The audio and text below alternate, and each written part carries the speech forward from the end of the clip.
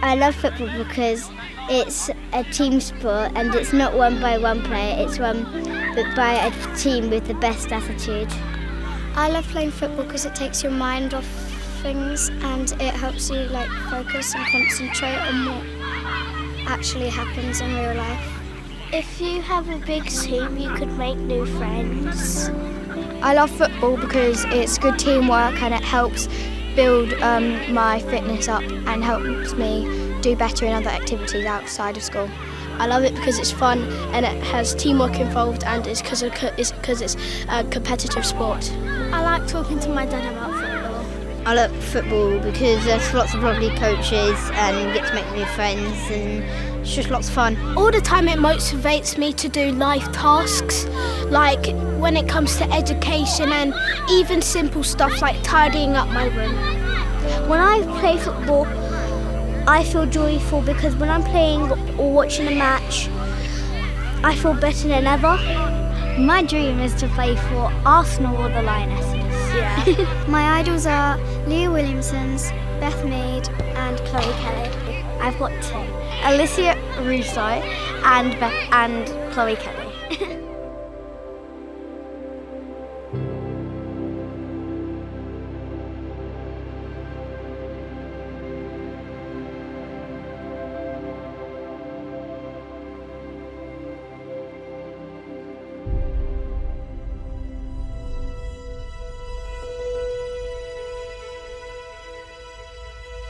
We are Chelmsford City Women's Football Club. We play in the county leagues, which are in the 7th tier of the women's football tier system. We are actually the oldest women's team in Essex and are trying to climb the divisions to help grow the club. Last season we won 2 trophies but missed out on promotion by just 1 point. The difficulty of playing football at this level is that only one team gets promoted each season. And this season is going to be more difficult than ever. Our team captain Gabby is out injured. Her centre-back partner Jess is also out injured. Our left-back Shannon is also injured. Our top goal scorer from last season, Bex, is also injured. 2 players have left the team. And for half of the season we're playing without a home ground. The odds are very much stacked against us, but we aren't the kind of team that gives up easy. See you on 3! 1, 2, 3! City! To play a part in a league promotion at Chelmsford City would mean everything. The girls made that decision. We put it to them, so how do you want to do this? If you want to do it just for fun and everybody's involved, that's fine. If you want to compete and go up the leagues, then that's also fine. And they all came back and said, no, we want to push. We want to go as high as we can. You know, we've been vying for promotion for so many years now, and we're sort of trying to do that to pave the way for obviously the younger girls coming through. They're the next generation. They're going to be the ones that one day take over us when we're too old to be playing. So yeah, it's really important that we sort of reach them targets, not only for us but for them as well.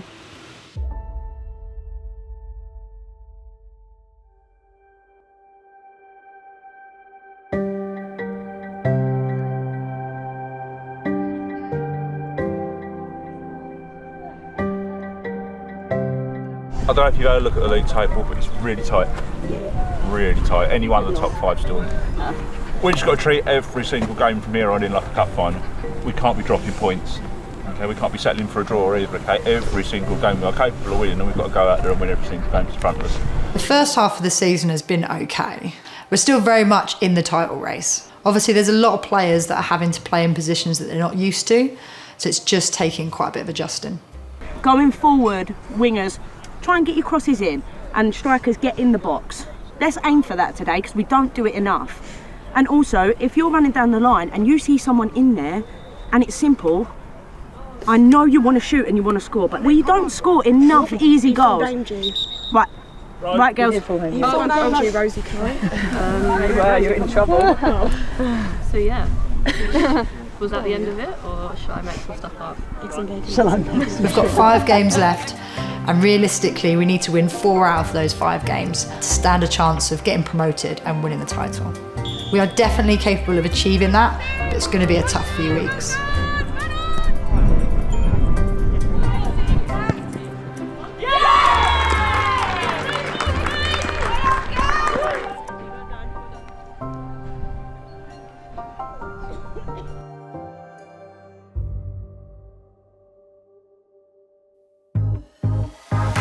My name's Gabby. I am the first team captain, and I've been at City for nearly 2 decades now. Actually, probably over. So yeah, I'm part of the furniture basically. I started in a boys team, and then I would just always be playing football at school with the boys. And one of the NSAs at my primary school basically said to my mum, "Oh, my daughter's playing for this girls team, does she want to come over?" Gabby joined Chelmsford City when she was about 7 years old, and I remember her coming back from a tournament that Dawn had taken them to, and she was bright red-faced. She went to sleep with her medal round her neck and then woke up being like, "I love this sport, I can see me playing it forever." I obviously started at 7, and then Rosie came along at 14. I had been asking my mum and dad for years to get me into a team. I was like, boys teams, girls teams, I don't care. I even emailed Tottenham women saying, God knows how old I was, "Please, can I come to a training session?" They never replied, obviously. So I joined, and I remember the first training session I did, and I looked and I thought, oh my goodness, this girl is good. She is so good at football. I was like, she's a striker. She's so good. Like, she just can't stop scoring. Gabby, wow, what a person. We literally clicked straight away. I think we must have had a conversation, and that was it. I don't think we ever stopped talking. We've lived and breathed football together ever since, and here we are like a decade later, still loving it. It was the second pre-season game. It was a really, really hot day. There were games that was called off because of it, because it was so hot. I wore new boots, and the ground was like concrete. And I just remember I was running on a diagonal for this ball to knock it out of play, and it bounced up, and I sort of jumped to knock it out. I just landed funny, and there was just this instant pain in my knee. And I just remember looking down and seeing that my kneecap was not in the place it should be in. After I sort of calmed down a little bit, my goalie sort of came over to me and said, where is the pain in the knee? Like, can you say? And I was just like, it's everywhere. Like, it is killing me. And I just remember looking at her and saying, whatever this is, it's not good. Like, I know my body, this is not good. Like, I think I'm going to be out for a long time with this. I had an MRI done, and I had completely ruptured my ACL. I had torn my MCL, and it looked like there was a lateral tear to my meniscus as well. So I really did the whole lot. You know, I don't do things by half, so I didn't do that by half either. Yeah.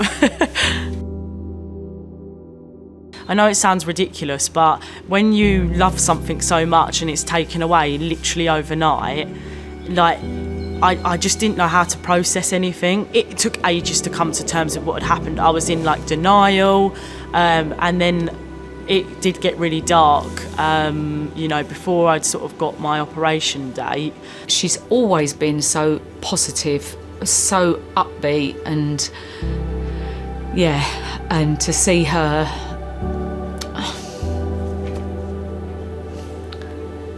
I think it's every mother's dread. And it was like everything just overnight got taken away from her. And, you know, it was really hard for us at home, for everybody. I remember coming home, we'd been to a doctor's appointment, and she just sat on the end of the settee and was literally just thumping her knee. And it was pitiful. It was like just so sad to think, my God, are we ever going to get out of this dark hole? I was just really sad, and I was having to watch everybody do what I wanted to do, and then obviously watch my best friend have to take on the role that was mine. And it was really tricky. I used to come to football, and I'd try and be like their number one fan, and I'd still try and be that captain role and try and lead them from the sideline. But, you know, I think as every footballer probably knows, once you're on the pitch, like, you're the ones sort of in charge, you're the ones being able to make a difference. It was just really, really tough. And I tried to sort of put on a brave face to everybody and, you know, pretend everything was fine. But actually, I'd come home and I'd just be an absolute mess. Like, I'd cry, I'd break down to my mum and dad. You do feel isolated. It just hurt my heart so much to, like, not be out there and it was really tough. Like, there's no way to put it.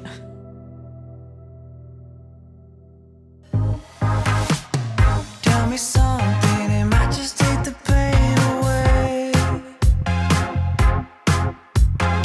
See, I've been thinking a million things I want to say.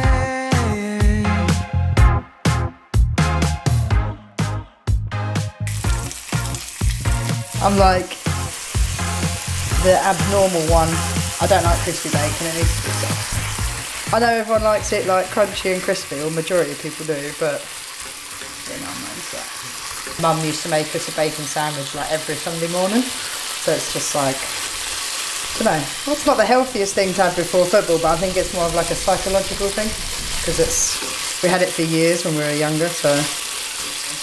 Yeah, this is the first game that we've had for a little while, just with weather, and then also with like cup games and cup clashes.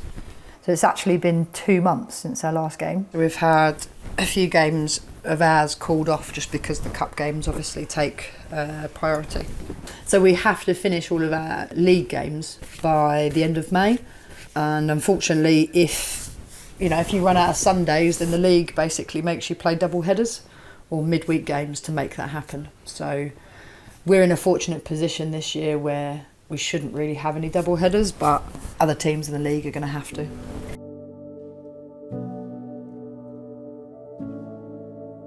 So we normally play all our home games at the Chelmsford City Stadium. So we actually play in a proper stadium, which is amazing, but it's also shared with the athletics track.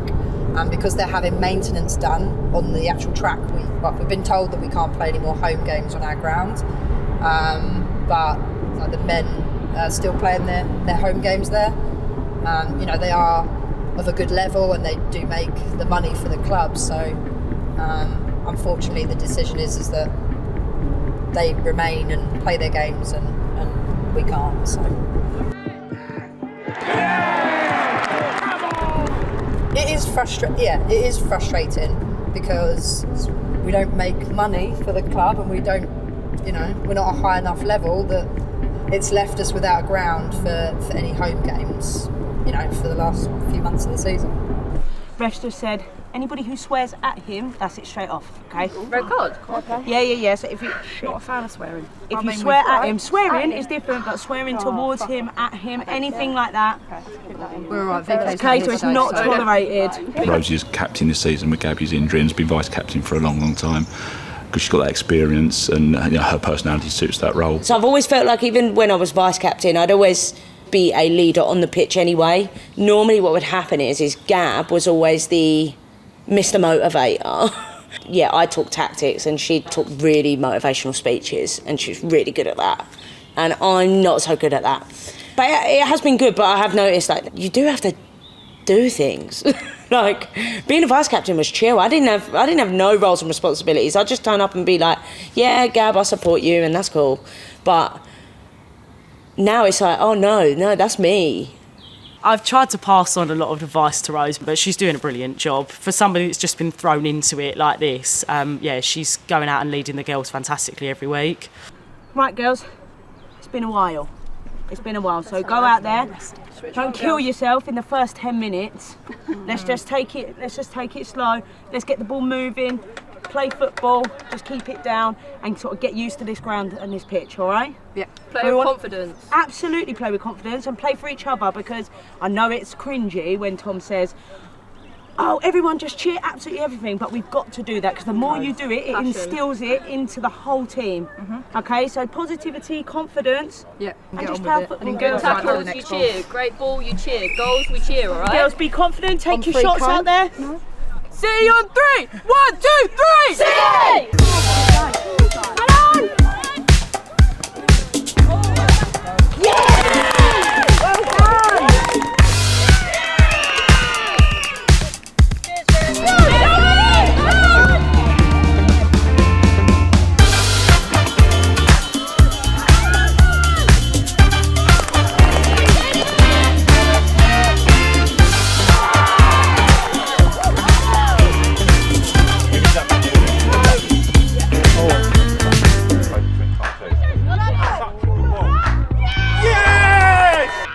Well done, Ad!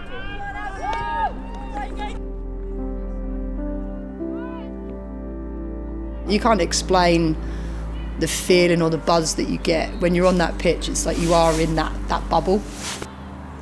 It's the only place where I feel 100% me. My experience of playing football as a kid, it was tough. I got bullied a lot at school for being a tomboy and for playing football. I remember, this is a genuine true story, I remember nutmegging one of the lads and then scoring a goal, and he punched me for it. So it was tough. There wasn't really a lot of opportunities.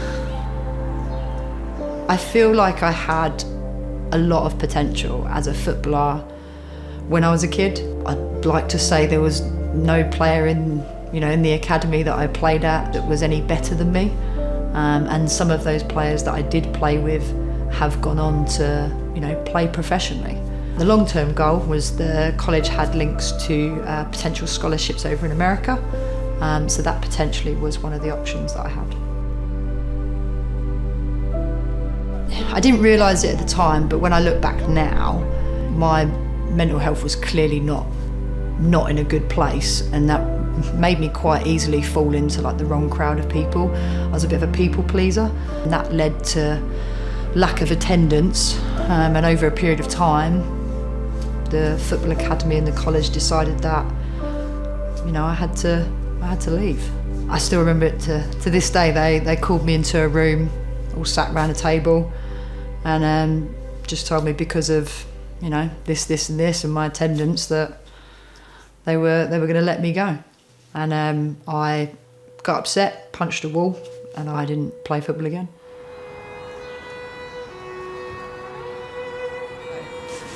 Back in 2019, I guess I hit rock bottom when it comes to mental health. I was struggling with work, like physically, just couldn't even bring myself to work. It's something that had been building up over many, many years, but it got to a point where, I was having suicidal thoughts, so it just got to a point where I knew if I didn't do something about it, I was scared to where it would lead to next. I knew something wasn't right, or hadn't been right for a long time, and it was almost like you could feel it coming to a point where you needed support, if that makes sense. You have suicidal thoughts and stuff, but there's almost like a phase past that where your brain is constantly just thinking about dying, effectively, and ways to do that because you don't see any other way out. You don't feel like you're in control of your own thoughts. It's like it's there and you can't get rid of it. And I remember going to work, or trying to go to work.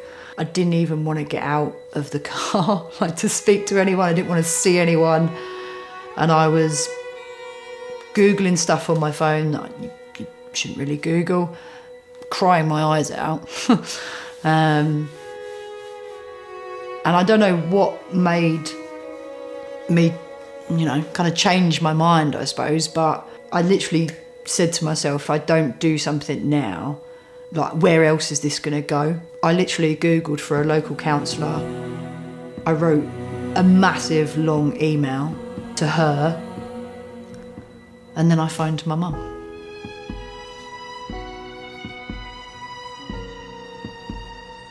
So from that day, it was a case of, even if I didn't want to do things, I had to find small things that made me happy.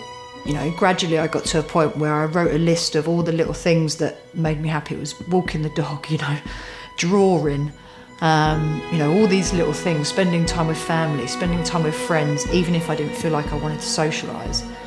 But I think one of the biggest things on that list, having had sport play such a big part in most of my life, was playing football again. So that was kind of like the ultimate goal, I guess, was to feel in a good enough place to be able to go and play. It's been a bit of a journey, but it's definitely one of the biggest things that's helped me kind of be me again.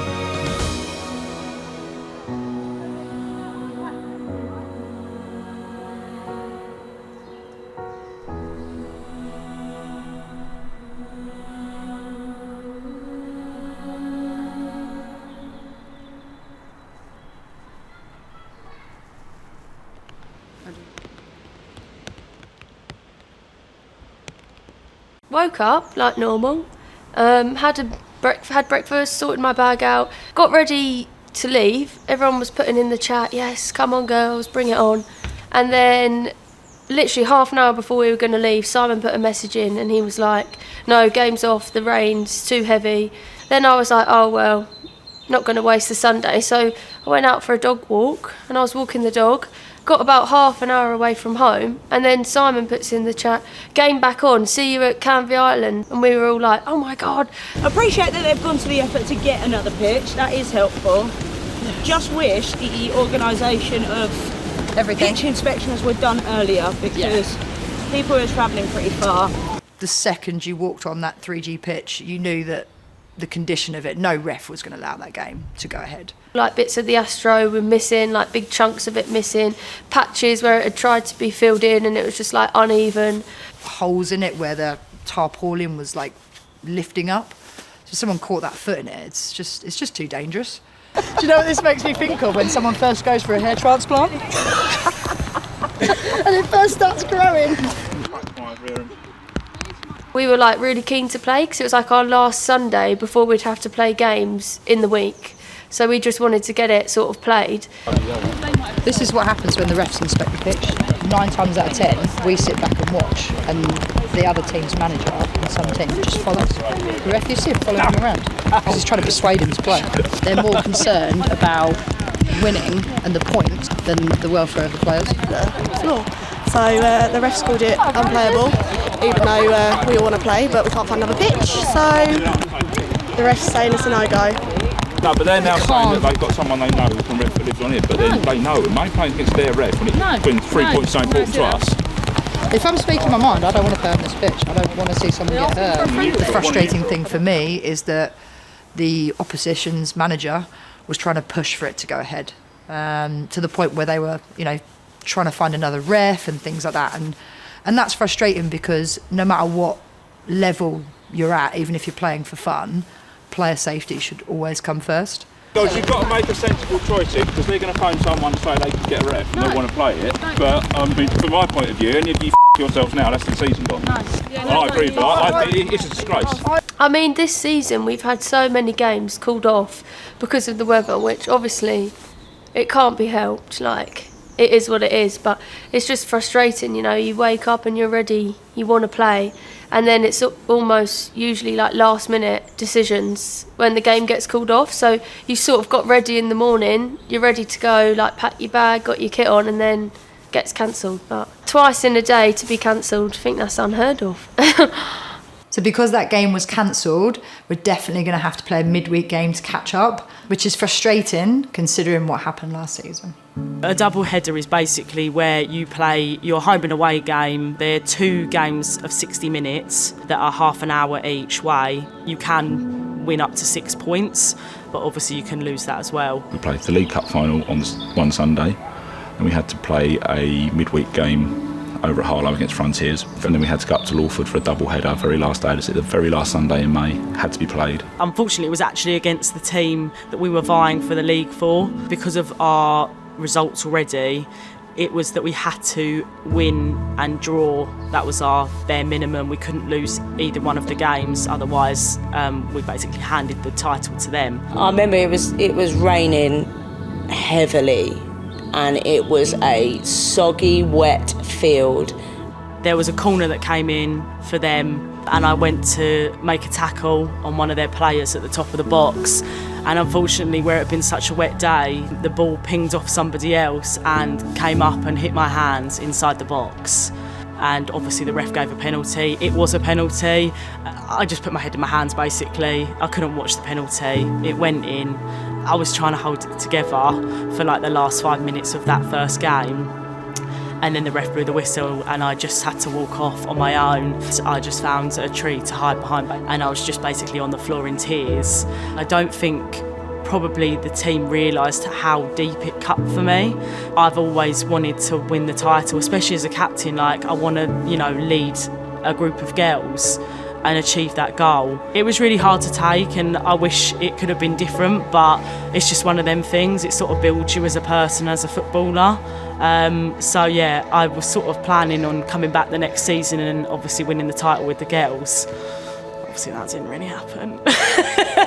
That's not happening this season for me. Obviously you want to win it for yourself and for the team, but you also want to win it for everyone else that believes in you. We're fortunate enough to have sponsors that want nothing but the best for us, so the thought of actually letting them down really sucks.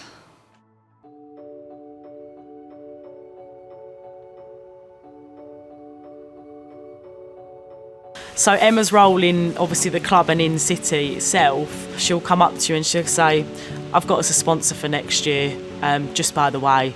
And you know, I think a lot of the time we don't really know how much work goes into that. During lockdown, I worked for Chelmsford City in a commercial role. My job at the club was to help look after sponsorship for the club as a whole. From this position, I was able to gain a lot of understanding just for how sponsorship worked for a football team. I met Emma, must have been virtually back in late 2020, and she had put all, been very, very well prepared with the bits and pieces for the men's team, costs, analytics. And I remember after about 30 seconds saying, can we dial this back? Whilst I appreciate this is what you've put together, I'm not as interested in this. I'm more interested in the women's programme. And I remember just seeing her face light up and just thinking, oh, okay, that's not what I was expecting. Helping with sponsorship was a way that I felt I could make a real difference. To the best of my knowledge, when I joined the club, the team didn't have any sponsors and it was all funded out of the coach's pocket. So Simon had actually won a kit in a competition and also paid for the away kit out of his own money. The reason why we support women's football is it's something that I've been passionate about for a long, long time. I've been a coach in the game since 2018, and it's something that's only growing. I mean, we've seen with the Women's Euros and seeing what a strong side that England had, I could just see it as a perfect storm forming. We sponsor Chelmsford City, Ipswich Town, Stanway, and as of yesterday, we now support St Joseph's College women's programme. If I were to speak to any other business owner, I'd say it's a win-win. If you're supporting a community club, you'll be known by everyone there. There'll be more of an impetus for people to use you, and ultimately, if you were to look at it purely non-subjectively as an investment, is that not the best type of investment where you're actually putting something really positive into a local community or a team, and you're going to reap the benefits of that? I mean, is that not a win-win? Now there's like this air of, we look good, so we probably play quite well. And I think as well, probably puts other teams a little bit, aback, because we do. And it's a good sort of place to be in when you're about to go and play a game of football. It just means so much to them to know that they've got people that actually back them and people that care. And I think, if they've got that desire is there, and it also shows our youth teams that there is a pathway there and there is something to aim for. Ultimately, what we're very fortunate in the women's game is you can almost to an extent pick and choose where your money goes and help to allay some of those costs. I mean, in our instance, the vast majority of the money went on kit and equipment. We then ensured that Hannah had some gloves for the season. So he bought me 3 pairs at the start of the season, and he got my initials and number on them, which was quite cute. It's that pride that the team have now got, knowing that all these little pieces and everyone believe in them in that respect and want them to push on as far as humanly possible. Now, I don't really think there's anything much stronger than that, than external validation in this positive sense.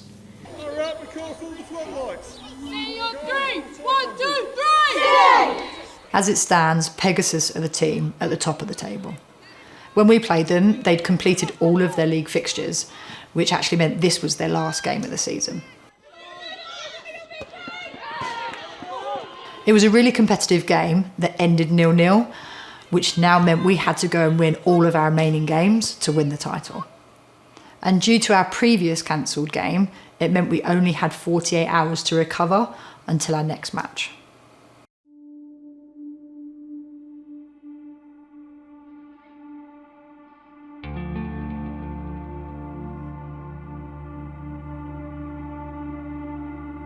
The Bowers game ended up being a midweek game. The only problem with that, at the level we are, everybody works. So getting to the game is not always easy, and then you're rushed, you don't necessarily have enough time to prepare or warm up. So yeah, it's not ideal. Okay, right, so you know what's at stake. Alright? Got to win. Got to win. Yeah? Okay, we win, everything's in our hands. Sunday wasn't how we wanted it to go, but it hasn't changed anything. It hasn't changed anything. We're 10 points behind Pegasus as it stands. We've got 12 points left to play for, so it's winnable. Yeah? We know it's going to be tough tonight. They will be physical, they'll be whingy, whiny. Let them win the one. Let them win the one. Give as good as you get. No shirking out of anything, yeah? We knew anything less than 3 points would unfortunately mean that we would be out of the running for the league promotion.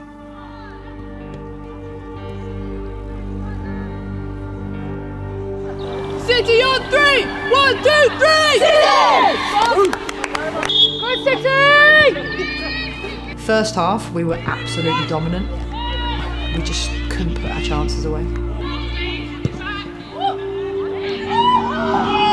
Right, come on, we've got 45 now, right? It's really, really good football. Really good. It's good to see shots being taken, but actually sometimes there are better options. You've got this, 100%, you're a much better team. The second half was a really good battle.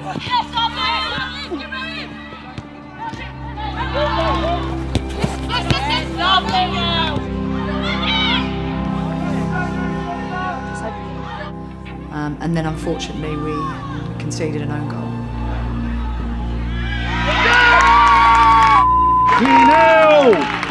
Unlucky girls! Keep going! From there we were throwing everybody forward, obviously trying to win the game. It's a very close ball, wasn't it? Oh, sorry. But unfortunately that led to us conceding a second goal.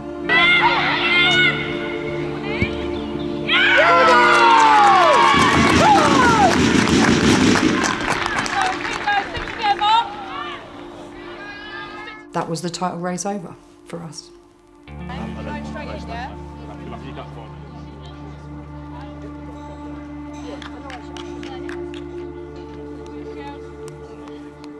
We'd worked so hard for all of this season up until that point. Not just with training, but extra stuff outside of training, trying to keep fit, losing so many players to injuries. We had such a small squad as it was. Girls, you played fantastic football there tonight. Yeah? Yeah. Okay, absolutely fantastic football. It comes out to small margins, always is. Girls, we've had 2 tough games and none of us have given up until the whistle's gone, so you should all be proud of yourselves. So yeah, it just made it feel even worse because of just the amount of effort that we'd put into the season. Gentle session tomorrow night, all right? Just gentle, just a regroup and just get our head straight for Sunday. What would, yeah? I'll message you. Oh, really? Can you turn the lights on, please?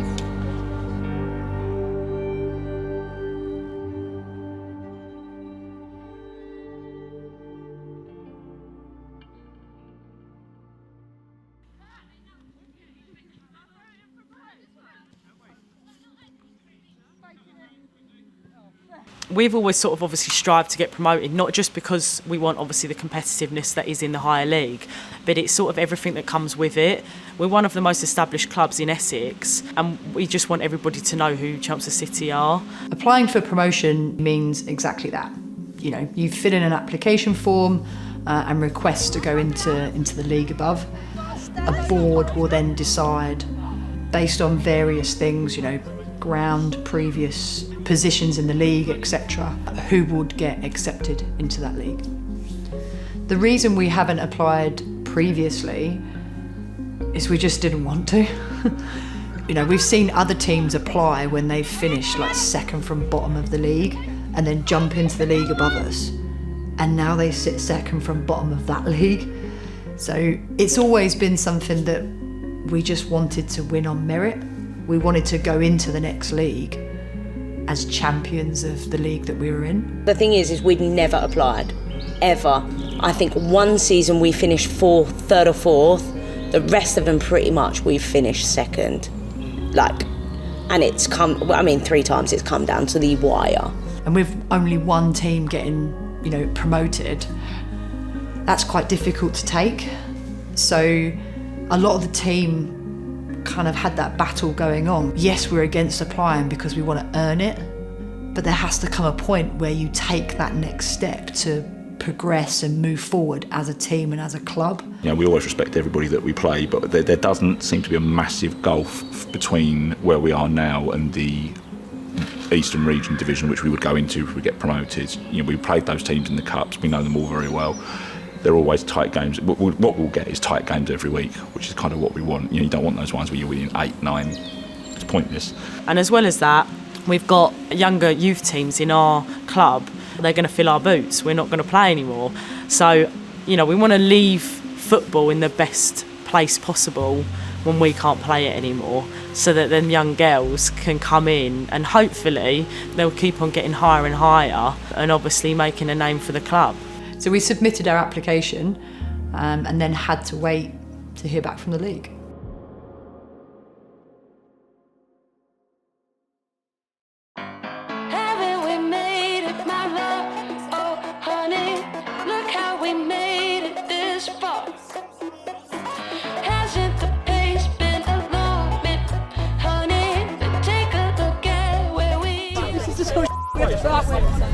When it comes to the last game of the season, it was actually a bit of a weight lifted. We didn't need to worry about winning the title. It was just nice just to play our football and have friends come and watch us and just enjoy, finishing on a high. But what I will say, girls, is there's no pressure today. So let's just go out, let's just enjoy it. Let's just play some good football, let's keep it down. Let's finish on a high. Absolutely. It's been a heck of a season, but I'm really proud of all of you. So let's just go out and finish it off with a good one, yeah? Vibes only, yeah? Yeah. See you on 3! 1, 2, 3! 6! My sister's other half, they've got 2 boys. And he always said, I want to get them into a club because it don't matter what they're like in school, whether they're popular, not popular, whatever. If they're in a club, they will always have people that they have a common interest with, and you will be able to at least connect with people. Well, I was saying it the other day that I feel like it's quite rare in your adult life that you meet new people and they actually genuinely become your friends. We always see each other outside of football and stuff like that, and I feel like we've just genuinely become close friends, not just teammates. I think it would be fair to say that I've become kind of obsessed with it, but I genuinely love it. The girls are amazing. I couldn't ask for a better group to work with. That they are individually, they are fantastic people. They work so well together as a team. We haven't got anybody here who thinks they're any better than anybody else, and they just all want to work hard for each other. They're very open and welcoming to new players coming in. I kind of get a bit uncomfortable when people say it's Simon's team. It's our team. I'm just a part of it. I'm just the person who takes the flak when it goes wrong. I'm the person who tries to make that link between the football field and the admin. I'm the person that does the coaching alongside Tom and whoever else we bring in. It's a big collective.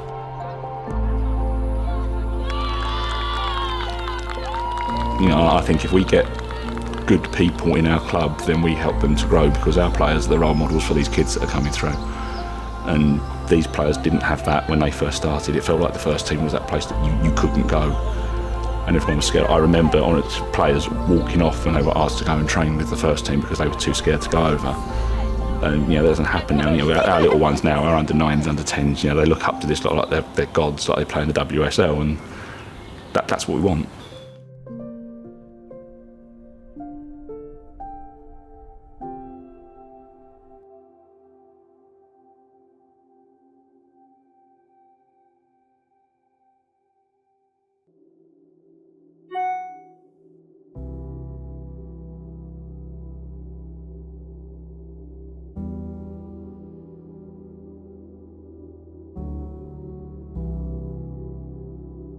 We were notified by the league that our application for promotion had been accepted, but by this point we'd had a lot of discussions in and amongst the team to whether we should actually accept it.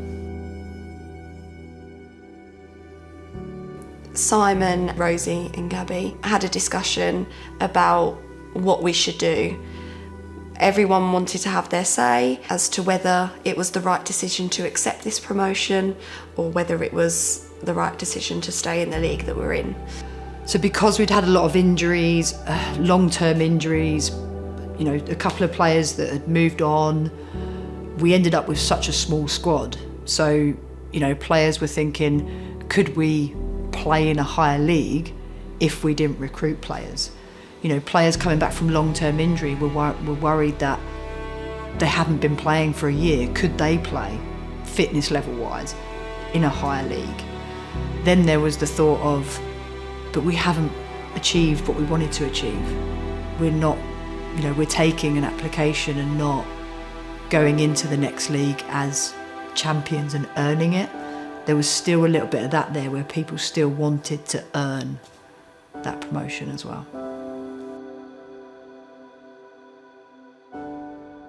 We actually decided to take an anonymous vote on it, so it gave every player an opportunity to have their say without being judged, I guess.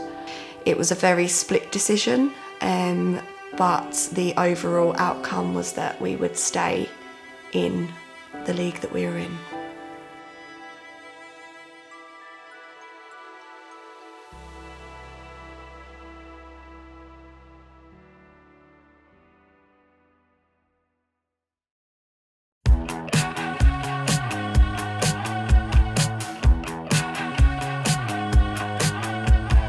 Tonight's the presentation night. It's an opportunity to celebrate each player individually, hand out some awards, and just say a lot of thank yous. Some drinks have been consumed, but it's a celebration for the club, so therefore I feel like it's necessary. Absolutely. Yeah, so yes, we're enjoying ourselves. It's been a great night so far. Everybody is on a good vibe and it's really good spirit. Good vibes yeah, only. It's been a nice time. It's been a time. So obviously we had a vote when it came down to whether we wanted to take the promotion this season or not. The decision was that we would stay where we are for one more year. I think with the injury issues and other bits and pieces, it makes a certain level of sense, gives them a chance to actually get a stronger side together, make it up off their own merit. Personally, I think actually in the long term it will be really, really beneficial. Hopefully, obviously, all the injured players, including myself, will be back for this season and we can top it off and finish it in the way that we've always wanted to. I believe that we are good enough to be at the higher level, but at the same point we have to prove it at this level. No matter what the vote turned out to be, regardless of whether it was up or stay where we are, the dedication from the girls would have been the same throughout, and that's what's the most important at the end of the day. 100%.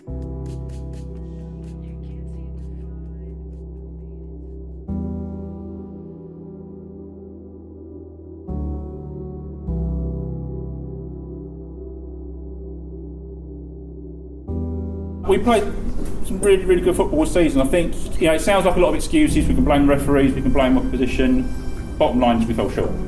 We fell short. I think all the girls know that. We just weren't good enough when we needed to be, unfortunately. But we're definitely going to be putting that right this season. I couldn't be more proud of the group of players that I've got. I've been doing this a very, very long time, and I said it last year and I'll say it again. This is probably the best group of girls that I've worked with since I've been here. We're really fortunate. We've got a collection of players and coaches that put the club before everything else. Because no one's here for personal gain. If they were, they'd be shown the gate very quickly, I'm sure. You're all fantastic people to work with, and it's, I think, like Ed said, it's a privilege to work with you. You know, it's a pain in the arse coming up here every Wednesday, but it's an absolute privilege to work with all of you. So I'm just going to sort of say, be proud of everything that you've achieved. You know, the reserve, your rebuild, first team, everything we did. Take that into next season, because this club's going places. This club is absolutely going places. We all keep working as hard as we can do.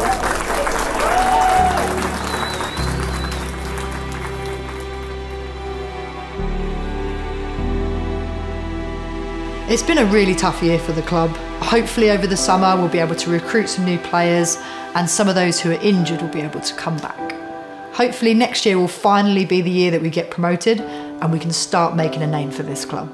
We used to tip up in boots that were for boys, trackies and kits that were for boys that would be too big for girls.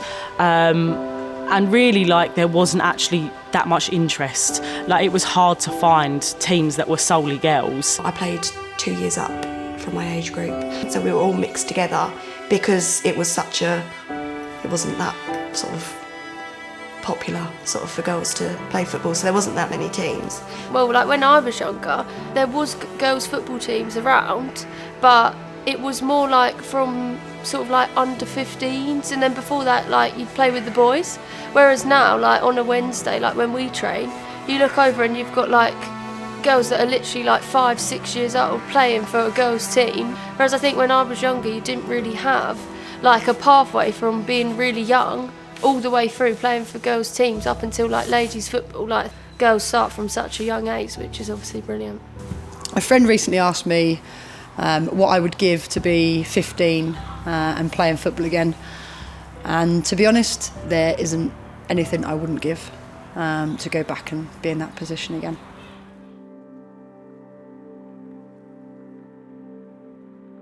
I love football because it's a team sport and it's not won by one player, it's won by a team with the best attitude. I really enjoy it because of like playing with my teammates and making nice new friends. I like football because I like how it exercises me and that I finally found a sport that I actually like. I love football because it's good teamwork and it helps build my fitness up and helps me do better in other activities outside of school. I love football because of the team spirit and all the friendships. I think it's something that you don't get anywhere else other than playing for a team, and a lot of my friends outside of football just don't understand the friendships that you make when you're all trying to go through the wins, the losses. You've got team players going out with injuries, you've got like people overcoming injuries and stuff. There's so much going on, and it's just really good to be a part of that, really. I like playing football because it's 90 minutes where I don't have to worry about anything, and I also get to meet so many new people, and it's just fun. I love football because of the team spirit and the camaraderie, but also the buzz that you get from having a great personal performance, a team performance, or just watching younger players succeed and develop. I love football because it's the best sport in the world. And because we met each other playing football and we're best buds now.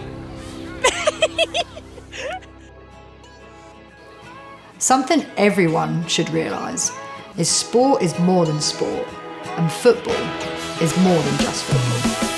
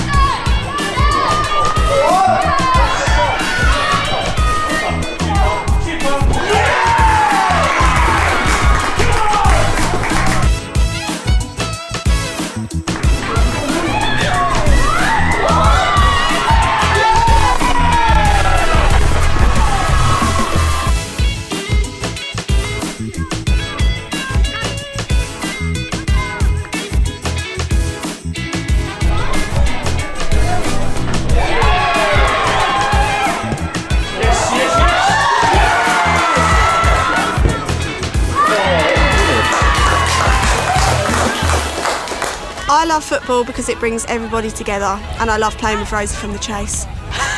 If you know Charlotte Palmer, you will know that I've been on the Chase. Do you know what? What? I really like you, Rosie. Thank you, I really like you too. Let's take on a chaser.